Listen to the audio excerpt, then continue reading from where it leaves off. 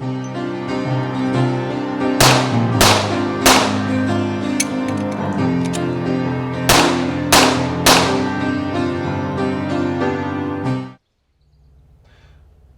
folks, HR Funk here, with the second installment in my comparison series between the Marine Corps' new M18 service pistol and those pistols it's going to be replacing in the Corps' inventory. In part one of this series, I took a look at the M18 and compared it to the pistol that was still in service when I was in the Marine Corps and for many years prior to when I was in the Marine Corps, and I have a feeling there's still a few of them out there in the hands of Marines, and that is the 1911A1 service pistol.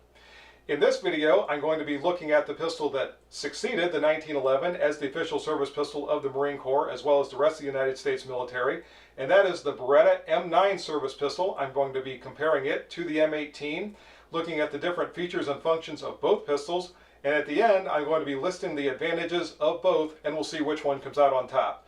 This should be fun, so let's get to it. Before I get started with the comparison between the M9 and the M18, there's a few comments I want to make about the M9 itself. The M9 served the United States Marine Corps from 1985, when it was first adopted by the entire United States military, up until the early 2000s.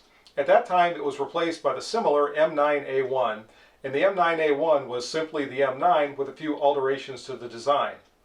Most visible of those alterations was probably the equipment rail that was added to the front of the dust cover on the frame, but also, if you look closely, you'll notice that the rear of the grip frame, right below the grip tang, was relieved somewhat to reduce the circumference of the grip, particularly right in the area where the shooter was placing his or her trigger finger to reach for the trigger.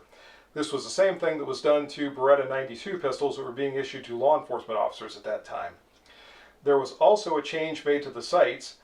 Rather than the dot and post used in the standard M9, the sights on the M9A1 were changed to a more conventional 3-dot system, and also the magazines for the M9A1 were changed from the standard 15-shot magazines that were used in the 92s to what Beretta calls their sandproof magazine, that was really intended to alleviate some problems that were experienced with the M9 in a desert environment, although as I understand it, the problems were not experienced with the Beretta magazines, but rather magazines that came from a third party.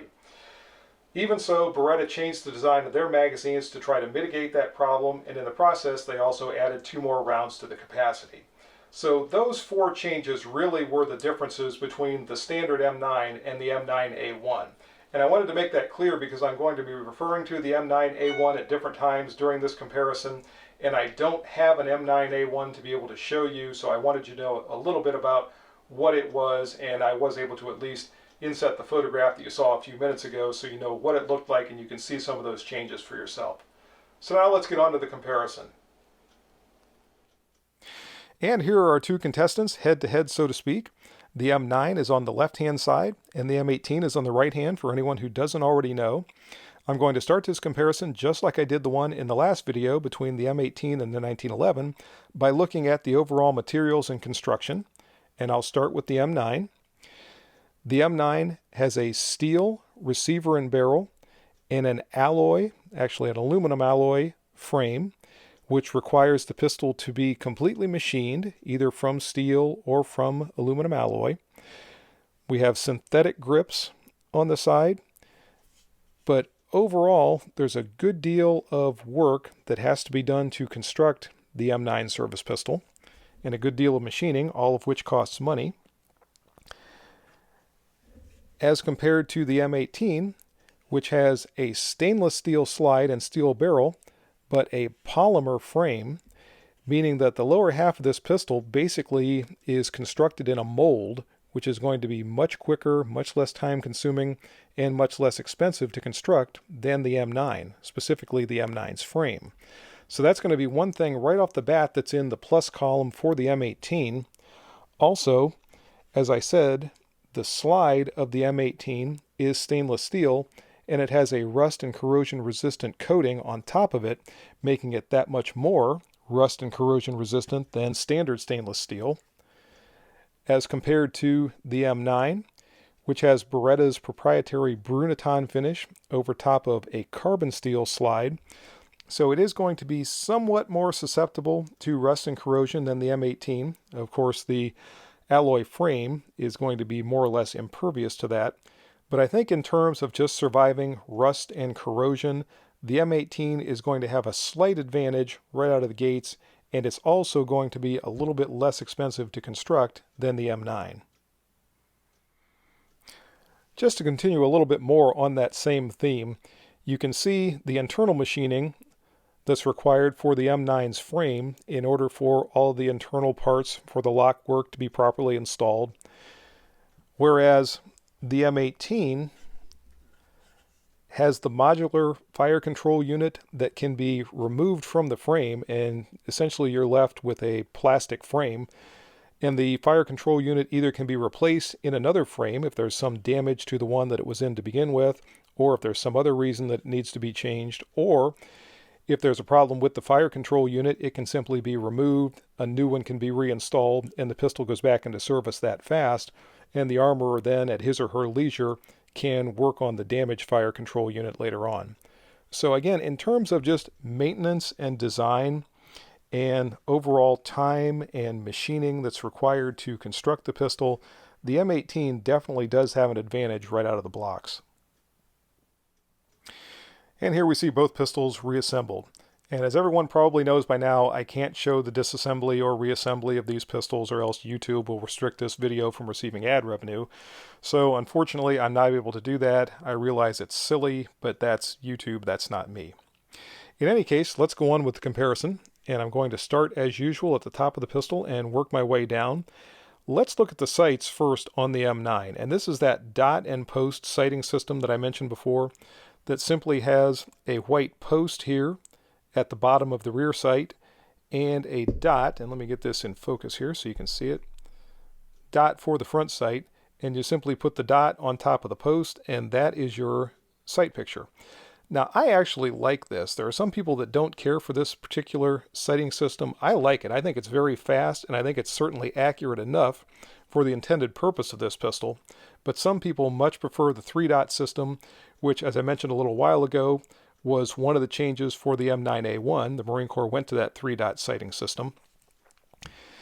And when we compare that to the M18, we see that the M18 retained the 3-dot system, and in fact it expanded on it a little bit, because these are night sights. And I'll focus in on the rear sight there. So there's a good look at our rear sight, and there is the front sight on the M18 coming into focus. And again, the 3-dot system is fine. I don't have any problem with it, and definitely the night sights are going to be a step up from the standard non-illuminated sights of the M9. But even so, I really kind of like that dot and post. I just think it's a very fast sighting system, and if that was retained in the M18, I wouldn't be concerned if the pistol was issued to me. But again, a lot of people don't like that. Also, the M18, as I've mentioned in previous videos, is optic ready right from the factory. So this plate can be removed and an optic can be installed on the pistol, and for Marines or anyone else in the military that might have a mission that would require them to use an optic, or where it would be advantageous to use an optic, they can attach one with no problem whatsoever. So that is something that wasn't even considered at the time the M9 was adopted, and you can see there's really no means to attach any kind of an optic to the M9. And not only that, one more thing about the sights of the M9, and this was also the same on the M9A1, is the fact that the front sight, if I can get that in focus again there, is integral to the slide. It's actually machined into the slide. So there's no easy way to change that. The rear sight has a dovetail where it fits into the rear of the slide. So one thing that you can do with the M9 is you can drift adjust the rear sight for windage adjustment. And that's one thing that you can't do with the M18. There's really no way to adjust the sights on the M18 whatsoever. I suppose I take that back. You could drift the front sight on the M18 in order to make a windage correction. There's no way on either one of them to make an elevation correction, other than potentially with the M9, if you completely switch out the sight for a higher or lower sight, that would allow an elevation adjustment. The next thing I'll compare is the loaded chamber indicator for each pistol. And this little sliver of red at the top of the extractor is the M9's loaded chamber indicator. Now theoretically it is tactile as well if you run your finger along there and you can feel that it's raised slightly, but I don't think either one of those is very effective, especially if the shooter is under stress. I don't know that you're going to be able to feel that, especially with gloves on, and in low light conditions you're definitely not going to see that. And even this is pretty good light right here. I've got a light on the camera that's shining right down on that, and it's not very easy to see that. I've mentioned this before with other firearms that I've seen with similar loaded chamber indicators, and I just don't think this is very effective at all. In fact, I think it's a little bit silly to even include this. This is something that I think factories do just so they can say they have that feature, but again, it's just not very good. Now we'll compare that to the M18's loaded chamber indicator, or I should say loaded chamber indicators, because there are two. The first is this one right behind the barrel hood, and when there is a round in the chamber, as we have here, this is raised and it is much easier to feel, even if you have gloves on, than the loaded chamber indicator we just saw on the M9. Also, right here at the side, we have another tactile loaded chamber indicator. And this one, much like the one on the M9, I'm not quite as crazy about. In fact, let me remove this cartridge. It's a dummy cartridge, by the way. And I suppose I can feel a slight difference there, but again, if the shooter is wearing gloves or under stress, I just don't think that one's all that great. Whereas the one on top, definitely I can tell that's not raised, and I know the chamber is now empty. Neither one of these is particularly high visibility, and although the M9's loaded chamber indicator is not very good, at least it makes some effort to give a visible indicator, whereas the M18 doesn't do that at all. So that's one thing I wish, along with the very tactile loaded chamber indicator on the M18, there was also an equally visible loaded chamber indicator. So just to finish up my thoughts on the loaded chamber indicators, I like the loaded chamber indicator better on the M18 than I do the M9, but I think there's still a little bit of room for improvement here. One thing you might expect with the M9 having a 5-inch barrel and the M18 having a barrel that's less than 4 inches, I believe it's 3.9 inches for the M18, is that the M9 would have a significant advantage in sight radius, allowing for potentially more accurate shooting, but there's not as much difference in the sight radius as you might expect.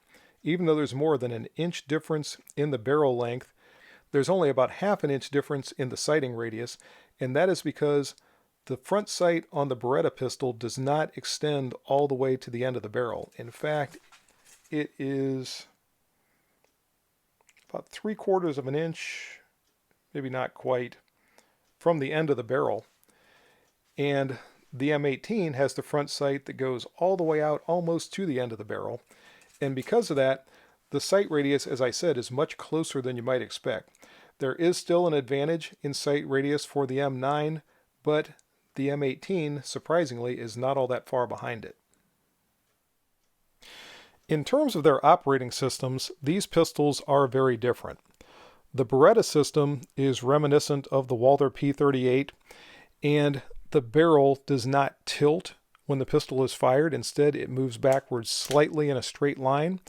The pistol unlocks due to or as a result of the locking block down inside the action. And when the slide comes forward, the barrel moves back into battery. Again, just slightly forward and slightly backward.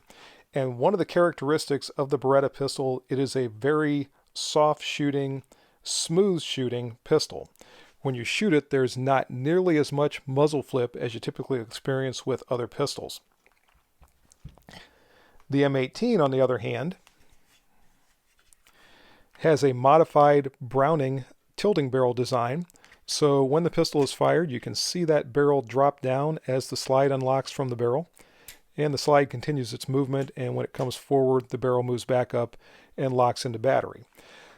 This usually results in a little bit more felt muzzle flip as you're shooting. And when we combine that with the fact that the M18 is shorter and lighter than the M9, this is going to experience a little bit more in terms of felt recoil than a shooter would experience shooting this pistol. So that's going to be an advantage for the M9, and it's really just a virtue of its operating system, and that's one of the things that I very much do like about the Beretta pistols. When I shoot them, they are very soft, flat shooting pistols. Also borrowing from the P38 design, the M9 has an open top slide. Theoretically, that makes clearing malfunctions a little bit easier, and that's something that in theory would not be quite as easy with the M18, although it does have a very large ejection port. Even so, it's not going to give the shooter quite as much room to get down in there and get a stuck case pried out or anything like that as the open top Beretta. It's going to be another advantage, albeit probably a slight advantage for the Beretta M9. Okay, let's address one of the gorillas in the room with the M9. I have heard a lot of people who have been in the military since the M9 was issued who have complained about the reliability of this pistol. I think in large part the reliability issues that they've experienced have been a result of several different factors, one of which is the fact that I've heard a lot of people complain that the pistols were not really maintained all that well, that there were recoil springs and other parts that were far beyond their service life that were still being used in these pistols. Also, we know that the military obtained some magazines from a third-party vendor, and particularly in the desert environment, when sand got into those magazines, there were functioning problems, and that led to Beretta developing the sandproof magazines and issuing them with the M9A1. I think another problem could possibly be, too, some shooter-induced malfunctions with shooters who are not necessarily accustomed to shooting semi-automatic pistols in general, and this particular pistol, there could be some of those that shooters were inadvertently causing themselves. In terms of the design, I think the Beretta M9 is a very, very reliable pistol, and it underwent some very rigorous training back around 1990 during the M9 trials, and I think this pistol really is very reliable. I don't think it gives up anything in terms of reliability to the newer M18, and I just wanted to talk about that a little bit because, as I said, I've heard a lot of people complain about the reliability of these pistols, but I don't think it's the fault of the pistols or the pistol design.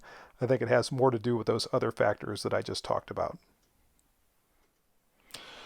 One of the more significant differences between these two pistols is the trigger action, and I'm going to try to demonstrate this for anyone who doesn't know. The M9 uses a modified Walther double-action single-action system where the first pull of the trigger cocks the hammer and then fires the pistol. When the slide cycles, notice the hammer stays cocked, and after that, each time the trigger is pulled, it simply releases the cocked hammer, which is known as a single-action shot. This is a much lighter and shorter trigger pull than that first double-action pull. As a consequence of that, when the pistol is first loaded, in order to safely lower the hammer and put it into that double-action mode, the safety decocker has to be rotated downward to drop the hammer, and when the safety is down, the trigger is disconnected, so the pistol won't fire. That means the safety has to be rotated back to the up position in order to fire that first double-action shot. Conversely, the M9 has what's generically called a double-action only trigger. Each time the trigger is pulled, it has the same pull weight and moves the same distance. When the pistol is initially loaded and a round is cycled into the chamber, there is no cocked hammer. The action inside is mostly cocked. It is pre-cocked, so to speak, and squeezing the trigger completes the cocking action and then releases the striker to fire the pistol. That difference in the trigger action means a shooter using the M9 has to master two different trigger pulls and then also master a transition between the two. The shooter has to master the longer, heavier double action pull for the first shot and then transition to and master the shorter, lighter single action pull for the successive shots. The shooter also has to be cognizant of the safety decocker, if he or she wants to safely lower that hammer either after loading or if there's a break in shooting and they want to lower the hammer to put it back into double action mode, again, that has to be done with the safety decocker. With the M18, there's none of that. The pistol is loaded, the slide is cycled to load the chamber, and the shooter simply squeezes the trigger. It's the same trigger pull every time. There is no decocking. The only thing the safety does is block the trigger to prevent the pistol from firing. So in terms of training and mastery, it's going to be easier for a shooter to train to use this pistol. It's going to take less training time in order to get that shooter to be proficient with that system. The shooter still does have to be cognizant of the safety and capable of operating it. But the safety on this is very similar, as I said during the review of the 1911, or I should say the comparison of the 1911 and the M18. The safety operates virtually identically to the M1911 pistol, and it's also located at the rear of the frame in a place that's very accessible, so it's not hard to reach.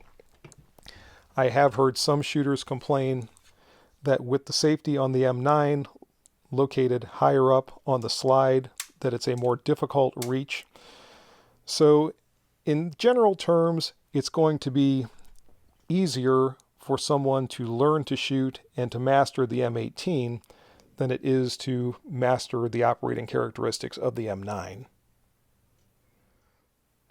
While we're on the topic of safeties, there's another thing that I have to cover with the M9, and that is the concern when reloading the pistol and cycling the slide, or even loading it to begin with, and inadvertently actuating the safety decocker and having it stay in the down position. Now, Beretta has come up with the G model pistols where the levers automatically spring back up to alleviate that problem, but with the standard M9 pistol, that was not a feature.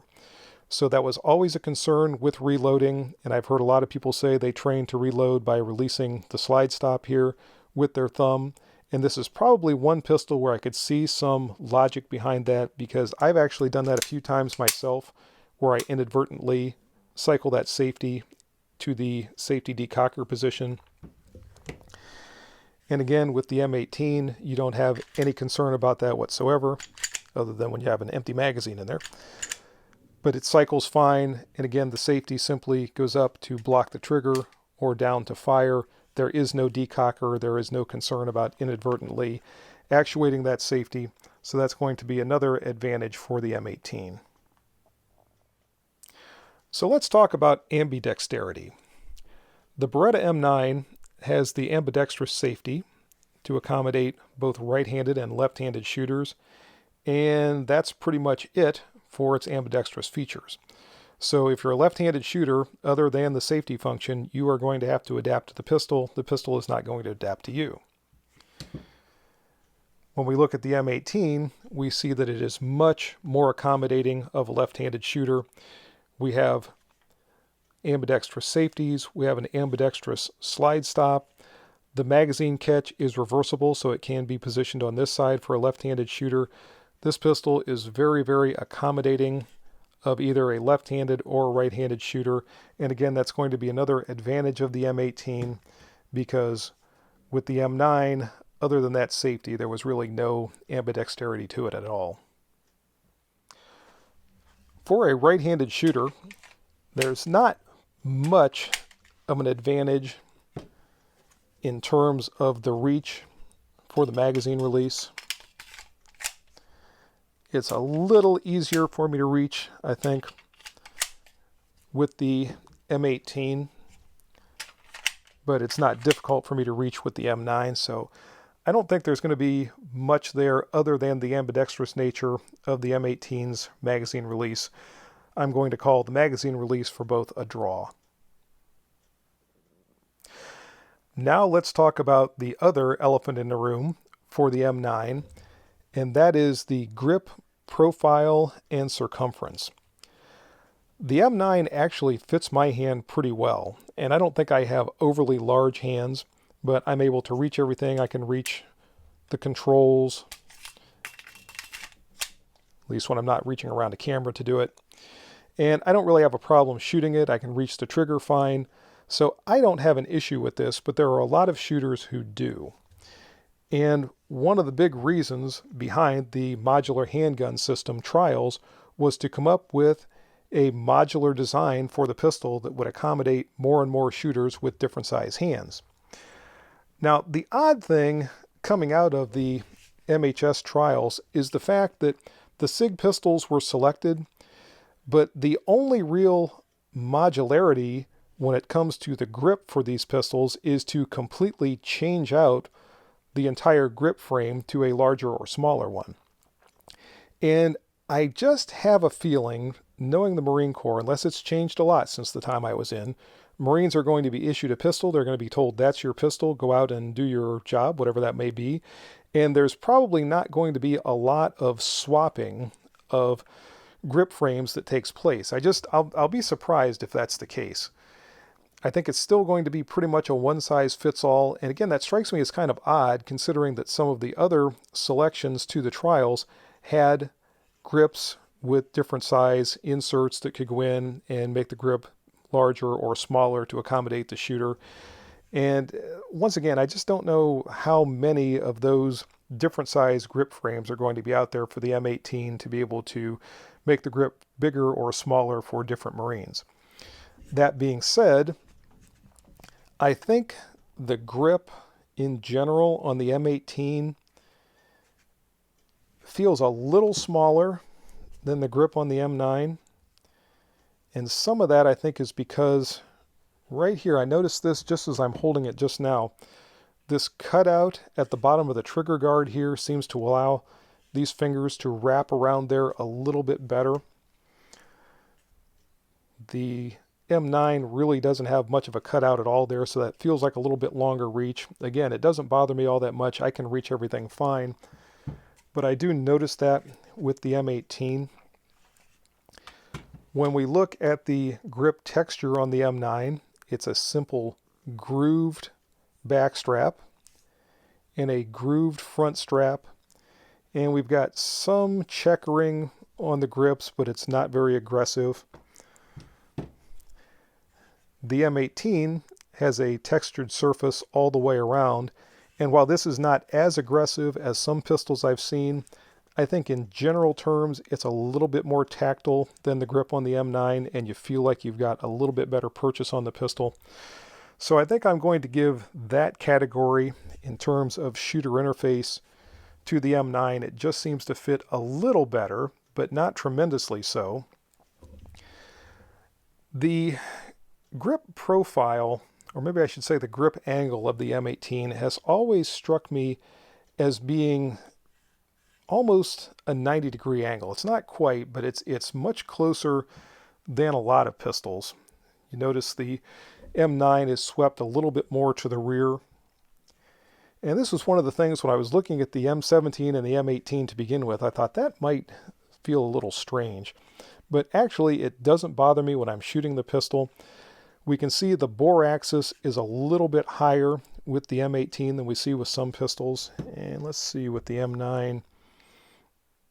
It's probably comparable to the M9. It definitely doesn't look to be any higher than the M9.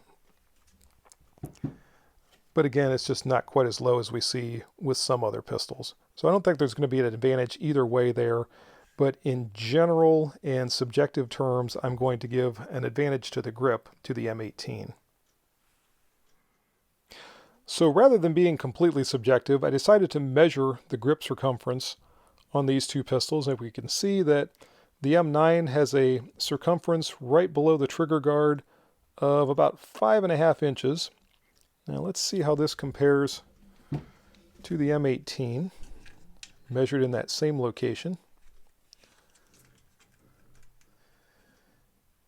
And the M18 is marginally smaller, only by just a little over 1/8 of an inch. That's about 5 3/8 inches, or just a little below that. So not very much difference in that dimension at all. Let's measure down here at the bottom. This is probably going to be the greatest circumference for the M9 grip. If I can wrap this thing around here. Again, reaching around a camera trying to do this is never the easiest thing. That's going to be, looks like just under 6 inches, about 5 7/8 inches. And we'll see where it is on the M18. It's a little bit smaller there on the M18. That's about 5.5 inches. So not a lot of difference between the top measurement and the bottom measurement on the M18. So marginally smaller in diameter. If we look at the trigger reach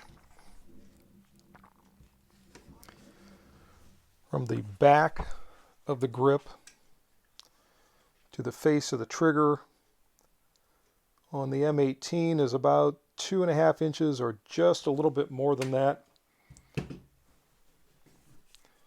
Now we probably have to take 2 measurements with the M9, and there goes my light.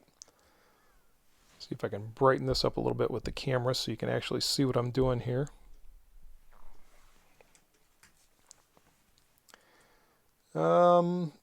Looks to be about 2 3/4 inches, or just slightly less than 2 3/4 inches for the double action pull of the M9.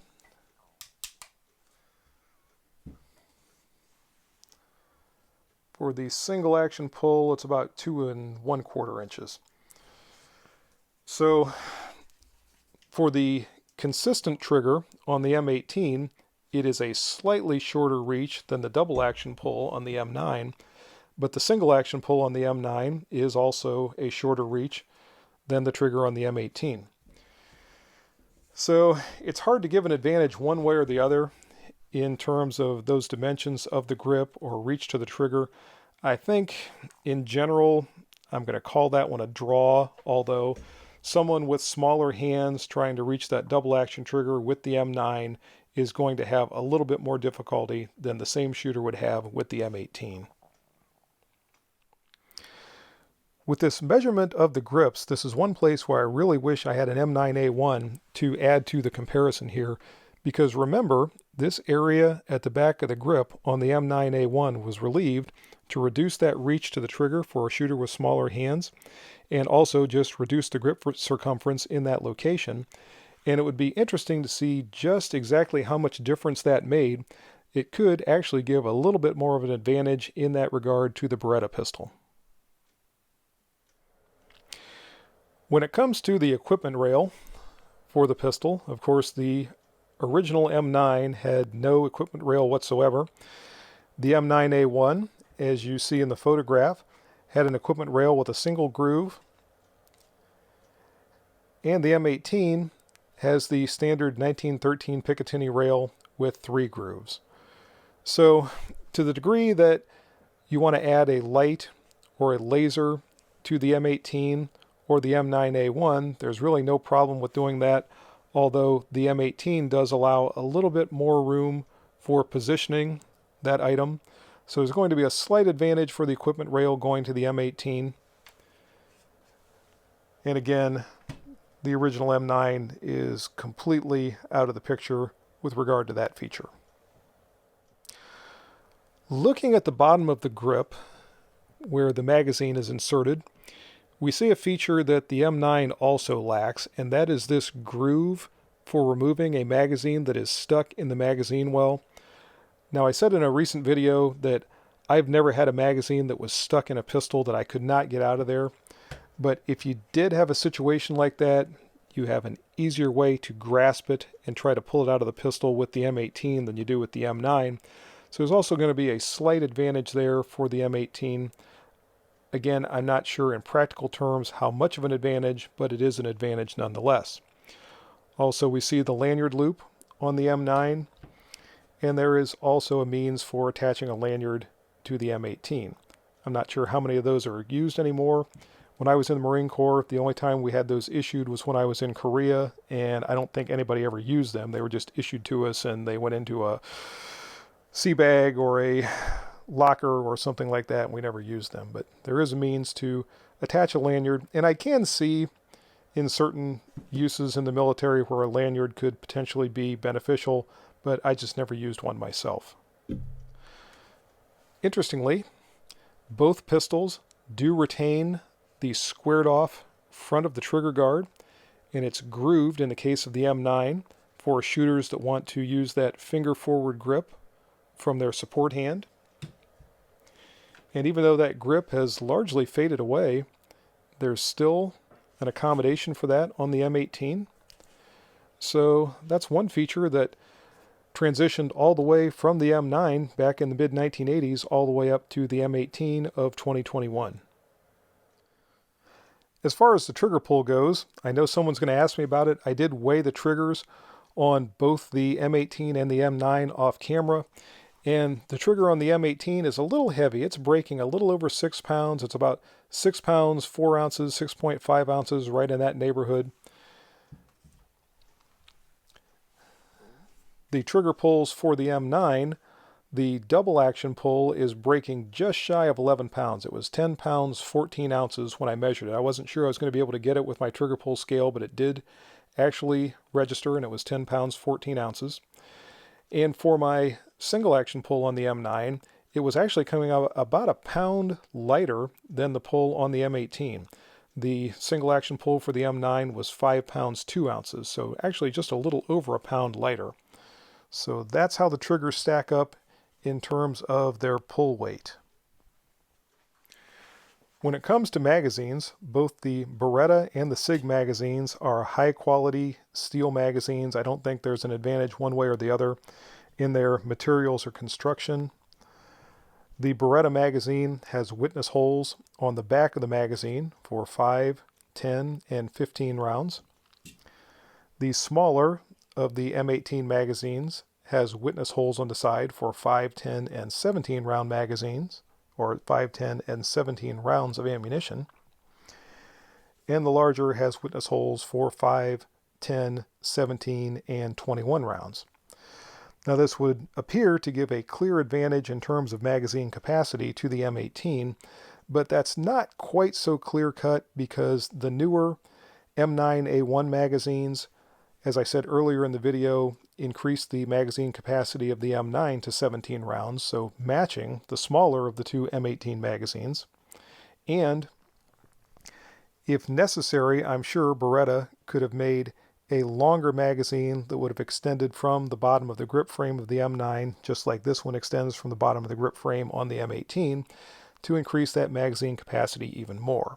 So in terms of their as-issued configuration, the SIG does have an advantage in terms of magazine capacity, but again, I think that's something that could be debated a little bit, and if the M9 had been re-engineered or updated, that's something that could have been increased with newer versions of the M9.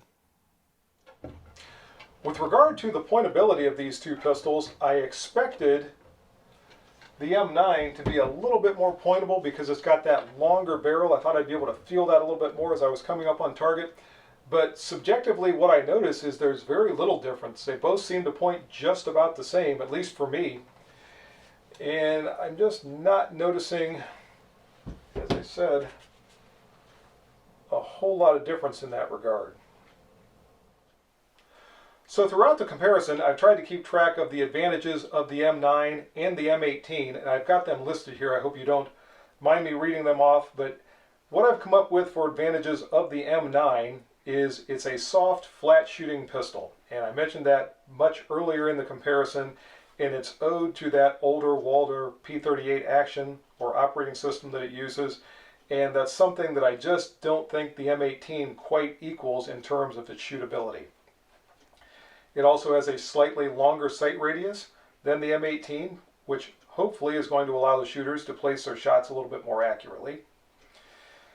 Also, due to its longer barrel, it's going to have higher bullet velocity. So to whatever degree that might increase the bullet's efficiency or effectiveness or even effective range, the M9 will have a slight advantage in terms of its bullet velocity due to that longer barrel. And that's about it for the advantages of the M9.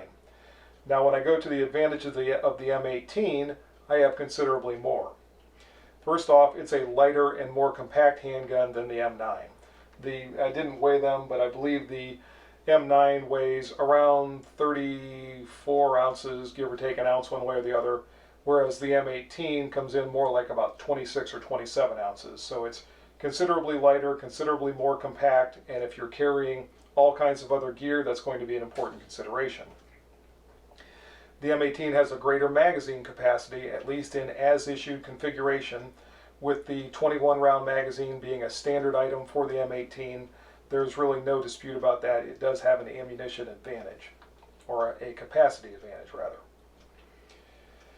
The M18, due to its modular design, is cheaper to build in the first place. It's also easier and cheaper to maintain. I covered that.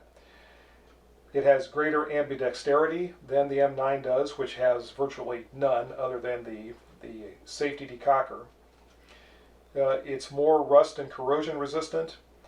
It's more customizable to the shooter, assuming for the moment that Marines are going to have access to those larger and smaller grip modules. I'm still wondering about that, and if any of you knows anything about how available those are going to be to Marines out in the field, I'd be interested in knowing. The M18 has night sights, which is a definite advantage. Whether you like the 3 dots or the dot and post really doesn't matter all that much. I'd say that's a draw, that's a personal preference type of a thing. But night sights that are going to be illuminated in low light conditions is a definite advantage for the M18. It also comes from the factory optics ready, which is another advantage for the M18. It has a consistent trigger. There's no need to decock it when it is first loaded. There's also no reason or no means to decock it later on during shooting. It has that one consistent trigger pull, which is going to make it quicker and easier to train new shooters on the M18 than it is with the M9. And as I mentioned before, I already touched on this, it's less costly to manufacture in the first place. So many more advantages for the M18 than there are advantages for the M9, but that's really not surprising when we consider that the M9 is technology really reaching all the way back to the 1950s for the Beretta pistols at that era that were modernized and improved over the years and ultimately evolved into the M9 and then the M9A1 and the 92 and the other Beretta pistols that are out there today. Whereas the M18 is really 21st century technology. So it's not surprising that it would have that many more advantages. And we can again see just how far our handguns for military service, and in the Marine Corps particularly, have evolved over the course of the last 3 or 4 decades. So that's going to do it for our comparison, folks. And I think once again we can see that the M18 really is showing that it's a step above the M9 and even the M9A1. Now, the M9 and M9A1 collectively served the Marine Corps for about 35 years, so we're going to have to wait and see if the M18 has a service life that lasts that long, or if maybe even something comes close to the 1911's 75 years that preceded the M9. In any case, that's the video for today. I hope you enjoyed it. If you have any questions or comments, as always, make sure you forward those to me. Remember, if you purchase anything from Optics Planet, be sure to use my discount code, which is... And if you use that discount code, it's good for 5% off anything you purchase from Optics Planet. Also remember, WarbirdBunker.com is making t-shirts for the channel. If you're interested in getting one of my t-shirts or any of the other firearms or patriotic themed gear that Nathan has at WarbirdBunker.com, be sure to go there and use my discount code, which is HRFUNK4U, and that'll get you 10% off anything you purchase from WarbirdBunker.com. So until next time, folks, good shooting. Bye-bye.